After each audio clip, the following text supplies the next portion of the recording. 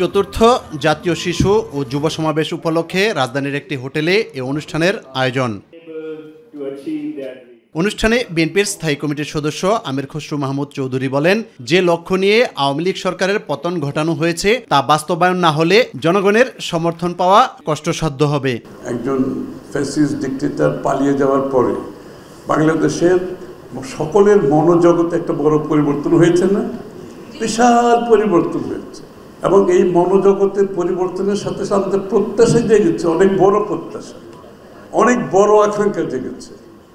আমি পলিটিশিয়ানদেরই বলি, যদি এই প্রত্যাশা যে মনোজগতের যে পরিবর্তন হয়েছে, যে সমস্ত রাজনীতিবিদ, যে সমস্ত রাজনৈতিক দল এই মনোজগতের পরিবর্তন বুঝতে পারবে না, এই প্রত্যাশা আকাঙ্ক্ষা বুঝতে পারবে না, তাদের কোনো ভবিষ্যৎ নেই। জাতীয় প্রেস ক্লাবে এক আলোচনায় বিএনপির অপর স্থায়ী কমিটির সদস্য অবসরপ্রাপ্ত মেজর হাফিজউদ্দিন আহমেদ বলেন, সংবিধানের পরিবর্তন নির্বাচিত সংসদ ছাড়া করা হলে তা বাস্তবায়ন করা কঠিন হবে। সারা পৃথিবীতে সংবিধান প্রণয়ন করে নির্বাচিত প্রতিনিধিরা, বাংলাদেশেও এটি হয়ে এসেছে, আগামী দিনেও ইনশাআল্লাহ সেটি হবে।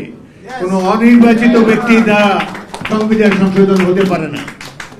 আমরা একটি সুষ্ঠু নির্বাচন চাই, অন্তর্বর্তীকালীন সরকারের অধীনে আশা করি সুষ্ঠু নির্বাচন পাব এবং সেখানে নির্বাচিত প্রতিনিধিরাই ঠিক করবে বাংলাদেশের সংবিধান কেমন হবে। ইউসুফ আলী, মাই টিভি, ঢাকা।